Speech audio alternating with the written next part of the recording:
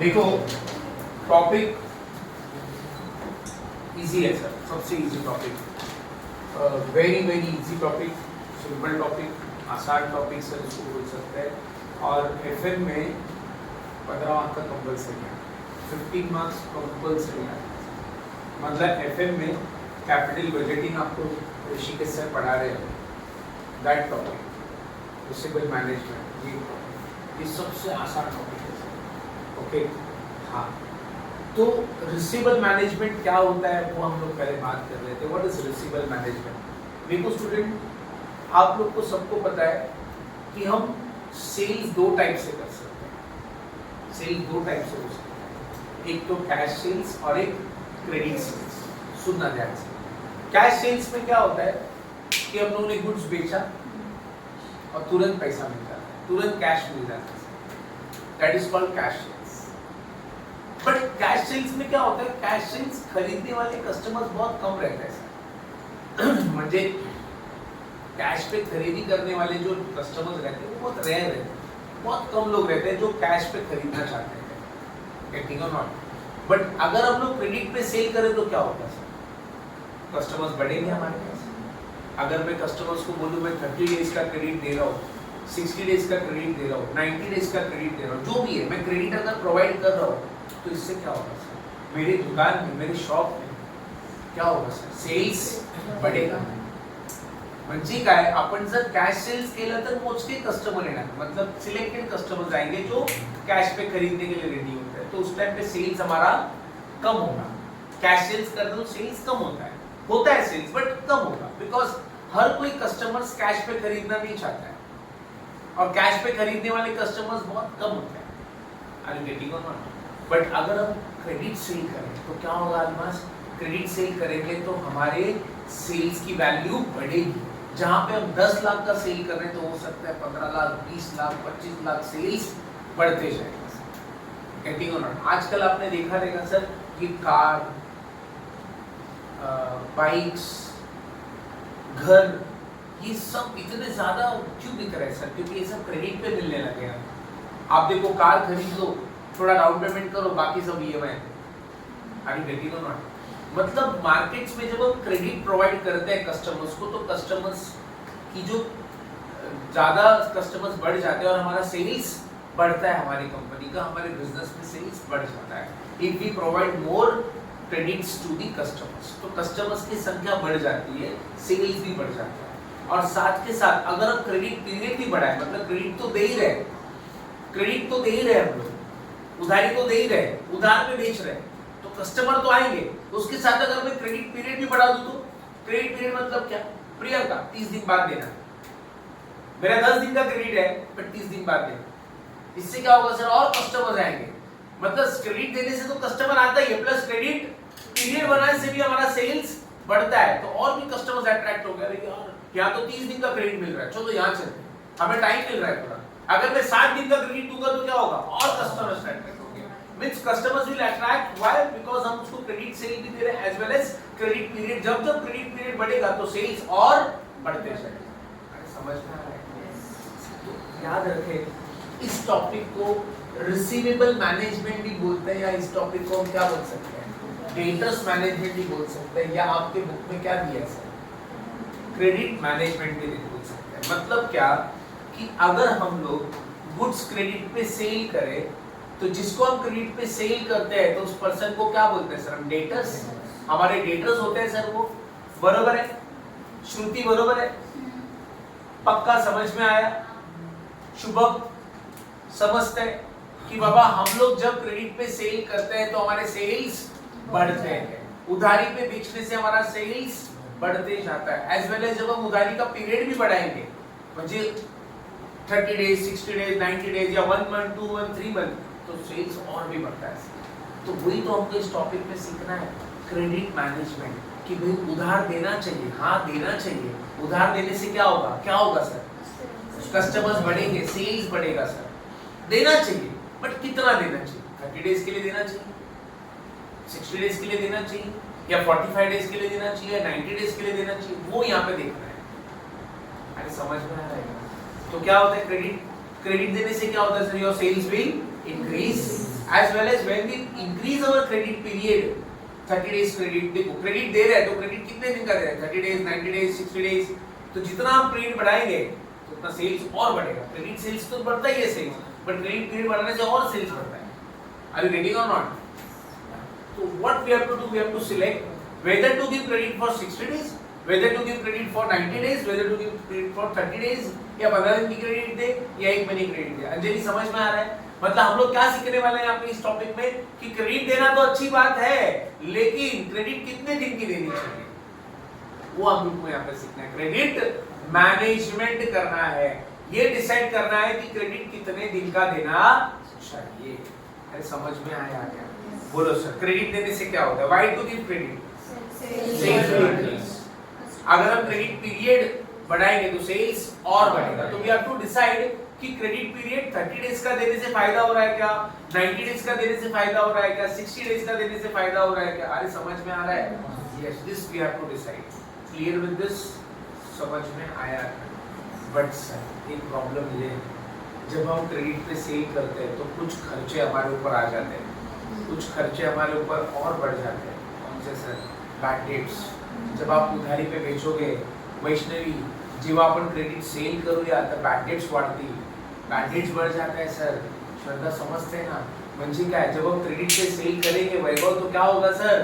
Bad debts will increase sir, पैसा डूबने का चांसेस बढ़ जाएगा। दूसरा, कई बार तो सर लोगों से जल्दी रिकवरी करना है ना, उधारी लिया पैसा ही दे रहा है, मैं डिस्काउंट भी ले रहे, चल मतलब क्या डिस्काउंट भी देना पड़ेगा, प्लस 2-4 बंदे रखने पड़ेंगे सर। क्यों? एडमिनिस्ट्रेशन के लिए, यार इसका क्रेडिट का पैसा आया है क्या, इसका क्रेडिट का पैसा है वो रिकॉर्ड करने के लिए, मतलब क्या, there are many expenses will increase. कौन से? एडमिनिस्ट्रेशन चार्जेस बढ़ेगा, कलेक्शन चार्जेस बढ़ेगा, बैड डेट्स बढ़ेगा, डिस्काउंट बढ़ेगा, जिसको हम नाम बोलेंगे ABCD। A for administration, B for bad debts, C for collection cost, D for discount भी बढ़ेगा। समझ में आए? 4 खर्चे और बढ़ेंगे। बोलो सर। सेल्स बढ़ेगा, क्रेडिट देने से सेल्स बढ़ेगा, क्रेडिट पीरियड बढ़ाने से भी सेल्स बढ़ेगा। इस टॉपिक में क्या सीखना है कि कितने दिन का क्रेडिट देना चाहिए। समझ में आया? But there are some expenses which will be incurred, कुछ और एक्स्ट्रा खर्चे करने पड़ेंगे। कौन से sir? ABCD। A for administration, C for bad debt, C for collection charges, D for discount। समझ में आया क्या? बोलो sir. Why to give credit? Why to give या why to sell goods on what? Credit. बोलो sir. मेरा पहला question आपसे, क्यों क्रेडिट पे बेचना चाहिए बताओ? सेल बढ़ेगा। दूसरा क्रेडिट पीरियड बनाने से क्या होगा? इंक्रीजिंग क्रेडिट पीरियड ना, क्या होगा sir? Why to increase credit period sir? बोलो। सेल्स भी बढ़ेगा, क्रेडिट पीरियड बनाने से सेल्स और बढ़ेगा। दूसरा, इस टॉपिक में क्या सीखना है? Yes, we have to decide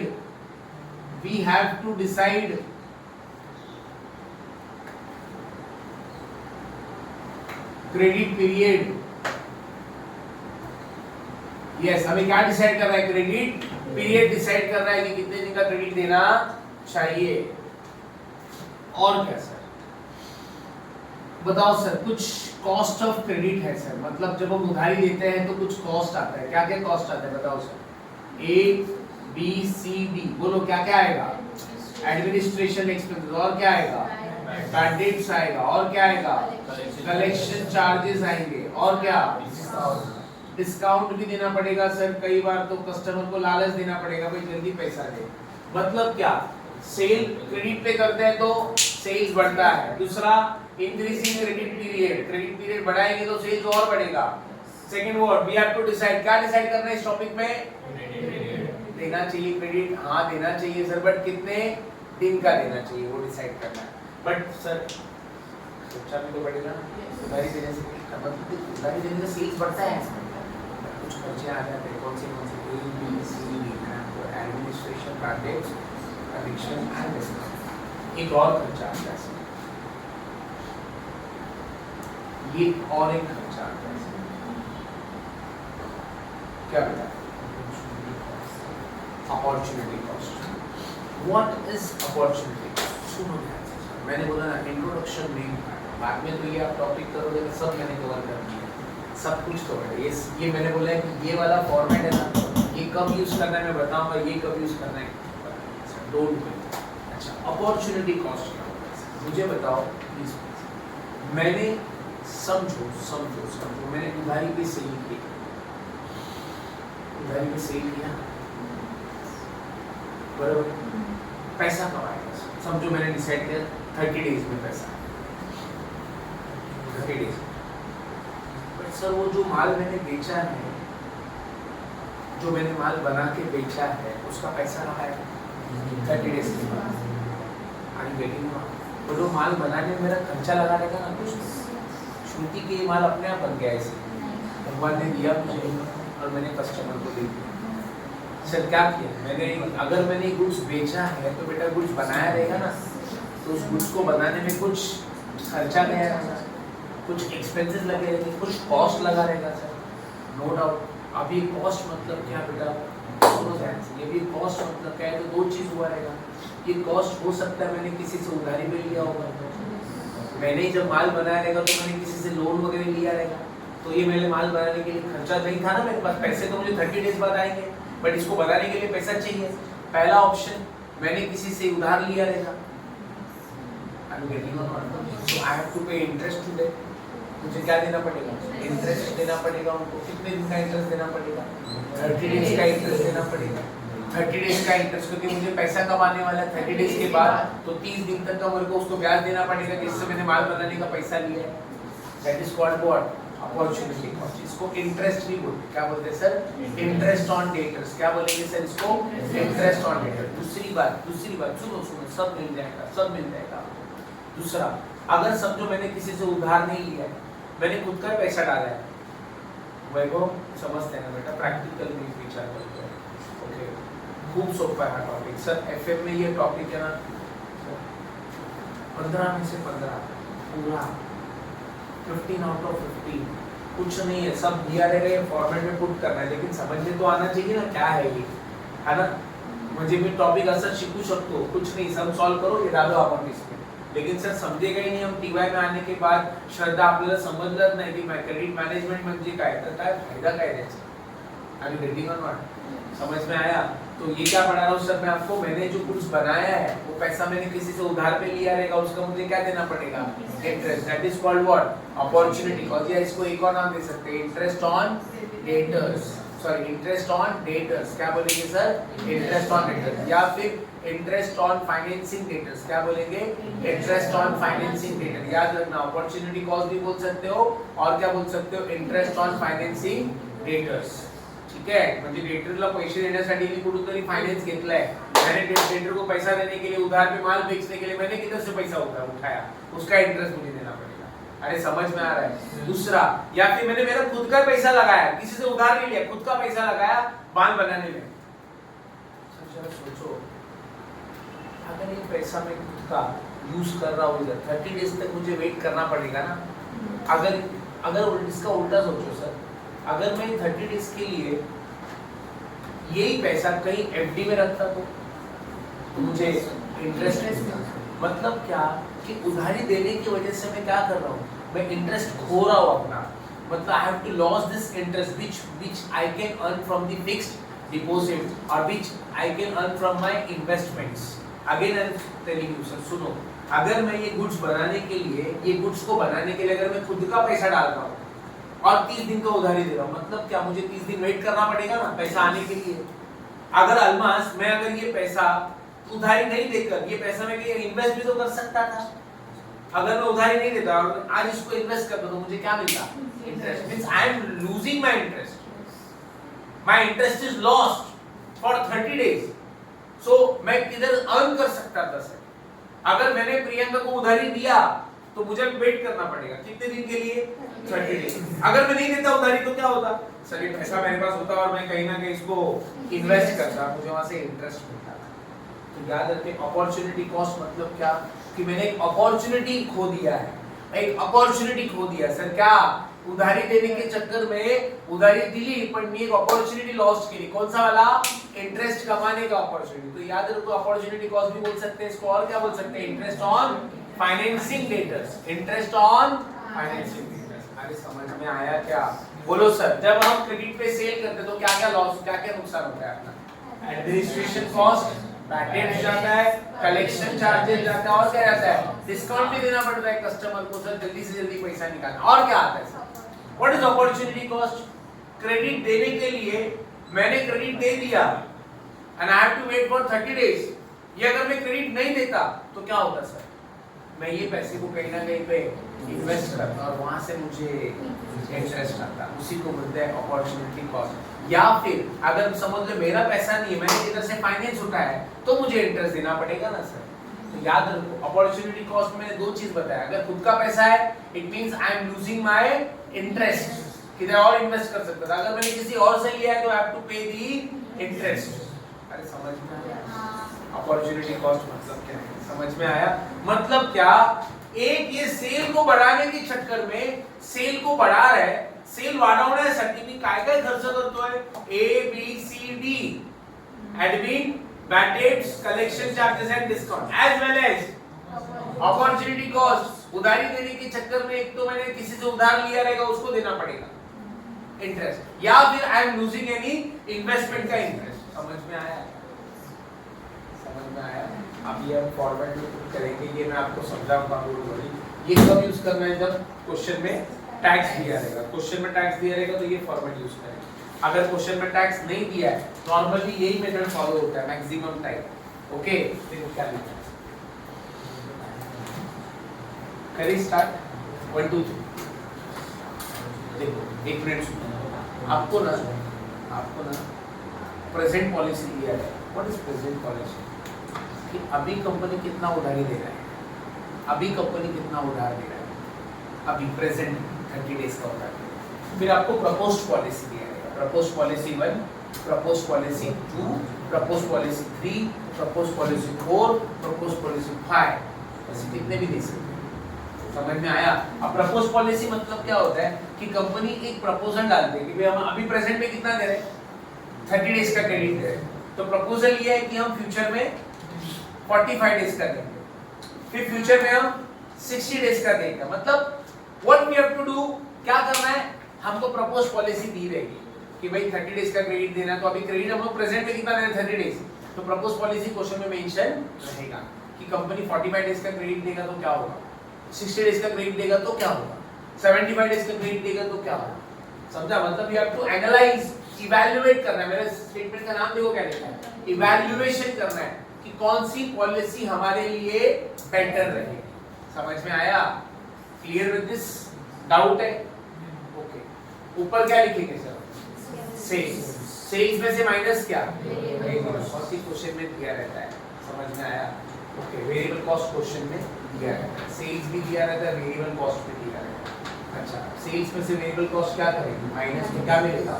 contribution. तो यहाँ पे ऐसे लिख दो कंट्रीब्यूशन कैसे मिला? a माइनस, है ना बेटा, a minus sales minus variable cost will get the contribution.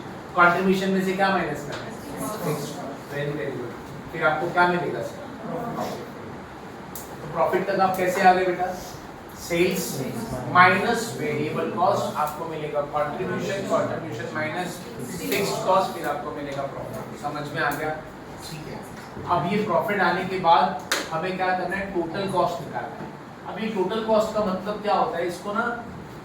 इसको इन्वेस्टमेंट इन डेटर भी बोलते हैं. क्या बोलते हैं सर? Investment in debtor. सुन लो, लिख लेना आराम से. सब मैं लिखाने वाला हूँ. ये भी सब लिखाऊंगा. डोंट वरी, आपको टाइम दूंगा. होता क्या है मालूम है क्या? मैं एक्सप्लेन करते रहूंगा, आप लिखते जाओगे ना तो आप लोग का बोलते हैं ना, जो मैं बता रहा हूँ वो शायद ध्यान ना रहे. ओके. तो हमें क्या निकालना है सर? Total cost. मतलब क्या? ये जो माल हमने बेचा है, सेल जो किया, उसको बनाने में कितना खर्चा गया. आपने खर्चा ये थोड़ी ना किया है सर, ये तो आप बेच रहे, उसको बनाने में कुछ खर्चा गया रहेगा ना. तो डेटा के ऊपर लगाया कितना खर्चा हो, यहाँ पे लिखा टोटल कॉस्ट, है ना. हमने ये कॉस्ट हमने क्या किया है? तो खुद का पैसा डाला रहेगा किधर और से उठाया रहेगा पैसा, तो उसका ब्याज देना पड़ेगा. या फिर हम you have to loss our interest ये कॉस्ट के ऊपर. ये कॉस्ट। अभी समझ लो मैं 10 लाख का माल बेच रहा हूँ और मैंने उसको बनाया कितने में, 8 लाख, समझो 8 लाख में बनाया, तो मैंने लगाया कितना पैसा अपने पॉकेट से, 10 लाख लगाया, मेरा गया कितना, 8 लाख है, मुझे आएगा कितना, 10 लाख, वो ठीक है, बट अभी कितना लगाया सर, 8 लाख, तो 8 लाख के ऊपर मैं क्या करूँ, या तो किसी से पैसा लिया रहेगा 8 लाख, तो क्या करेंगे, इंटरेस्ट देना पड़ेगा, या अगर मैं 8 लाख खुद का पैसा लगा रहा हूँ, मतलब ये 8 लाख का मैं इन्वेस्टमेंट कर सकता था, मुझे इंटरेस्ट मिल सकता था, वो मैं लॉस्ट कर रहा हूँ ना, तो मैं यहाँ पे क्या लिखूंगा सर, टोटल कॉस्ट। तो टोटल कॉस्ट क्या बताता है, गुड्स को बेचने में जो गुड्स हमने बेचा है उसको बनाने में कितना खर्चा है। तो टोटल कॉस्ट को याद रखिए, टोटल कॉस्ट हमारा पहला प्रेफरेंस होगा, टोटल कॉस्ट निकालने के लिए क्या होगा, variable cost plus fixed cost, variable cost plus fixed cost, ये दोनों दिए रहेंगे तो वेरिएबल और फिक्स्ड को प्लस कर लेंगे। अगर वेरिएबल और फिक्स्ड इनमें से कुछ भी मिसिंग है तो हम लोग क्या करेंगे, सेल्स को टोटल कॉस्ट मान लेंगे। क्या बोला, समझ में आया, बोलो टोटल कॉस्ट कैसे निकालना है, variable cost plus fixed cost. अगर वेरिएबल या फिक्स दोनों में से कुछ भी मिसिंग है तो क्या करोगे, सेल्स को टोटल कॉस्ट। फिर क्या निकालेंगे, एवरेज रिटर्न। एवरेज रिटर्न कैसे निकालना है, ध्यान से सुनना, एवरेज रिटर्न कैसे निकालना है। एवरेज रिटर्न निकालने का फॉर्मूला है टोटल कॉस्ट, क्या sir, total cost into period, into period. अब वो पीरियड मैंने आपको बताया 30 डेज भी हो सकता है, 60 डेज भी हो सकता है, डिवाइडेड बाय 12, 365 या फिर 52। अब आप बोलोगे ऐसे क्यों, देखो total cost into period, total cost into period. अगर ये पीरियड डेज में दिया रहेगा तो हम 365 लेंगे, अगर ये पीरियड अपने को मंथ में दिया रहेगा तो डिवाइड बाय 12 करें, क्योंकि पूरे साल में मंथ कितने होते हैं, 12, पूरे साल में डेज कितने होते हैं, अगर वीक्स में दिया रहेगा तो 15। ये हमने मैनेजमेंट अकाउंटिंग में वर्किंग कैपिटल जब किया था तभी सीखा रहेगा। मंथ रहेगा तो divide by 12, days of sale 365 और वीक्स रहेगा तो 52। समझ में आया सर, ठीक है। तो एवरेज रिटर्न मिल गया। अब हमको अपॉर्चुनिटी कॉस्ट निकालना है सर, याद रखें ये अपॉर्चुनिटी कॉस्ट मैंने अभी आपको बताया, अपॉर्चुनिटी कॉस्ट को और क्या बोल सकते हैं, इंटरेस्ट ऑन फाइनेंसिंग डेटर्स, इसको ऐसा भी बोल सकते हैं, interest on financing debtors, opportunity cost या इंटरेस्ट ऑन फाइनेंसिंग डेटर्स। ये परसेंटेज दिया रहेगा, क्या दिया रहेगा बेटा आपको, परसेंट, और ये परसेंट आपको किस में निकालना है, मालूम है, ऑन जी। जी मतलब एवरेज डेटर पे, एवरेज डेटर पे निकालना, किस पे निकालना है बेटा, एवरेज डेटर। एवरेज डेटर का जितना भी परसेंट रहेगा वो, समझ में आया, बोलो सर, इधर तक समझा। उसके बाद क्या, टोटल कॉस्ट, टोटल कॉस्ट के बाद क्या निकालेंगे, एवरेज डेटर, और एवरेज डेटर के ऊपर परसेंट। तो आपको मिलेगा हमने कितना इंटरेस्ट लॉस्ट किया है या फिर हमने कितना इंटरेस्ट पे किया है। Next is what, A B C D, ये तो आपको सबको मालूम है। फिर आपको क्या मिलेगा, टोटल कॉस्ट ऑफ क्रेडिट। अभी कैसे मिलेगा टोटल कॉस्ट ऑफ क्रेडिट, कितना, एक्स से लेकर एल तक, ये पूरा कॉस्ट ऑफ क्रेडिट क्या है बेटा, कॉस्ट ऑफ क्रेडिट लिखा के दिया है, कॉस्ट ऑफ क्रेडिट, समझ में आया, कॉस्ट ऑफ क्रेडिट। अच्छा, तो हम क्या करेंगे, फिर नेट बेनिफिट निकालेंगे। कैसे निकालेंगे net benefit, E that is profit minus M, M क्या है सर बेटा, कॉस्ट ऑफ। तो ये प्रॉफिट में से ये टोटल कॉस्ट माइनस करेंगे, आपको मिलेगा नेट बेनिफिट। और जिस पॉलिसी का नेट बेनिफिट ज्यादा रहेगा वो पॉलिसी हम सिलेक्ट कर लेंगे। ओके, हमें वही तो सिलेक्ट करना है, कौन सा पीरियड देना चाहिए वो हम आइडेंटिफाई करेंगे जिसका बेनिफिट ज्यादा रहेगा। तो what is the format sir, sales minus variable cost, contribution मिलेगा माइनस फिक्स्ड कॉस्ट, प्रॉफिट मिलेगा। प्रॉफिट के बाद आपको 5 चीजें दिखाना है, टोटल कॉस्ट, एवरेज रेट, फिर आपको बाद आपको उसके बाद क्या करना है सर, अपॉर्चुनिटी कॉस्ट, ईवीसीडी, समझा, टोटल कॉस्ट, समझा।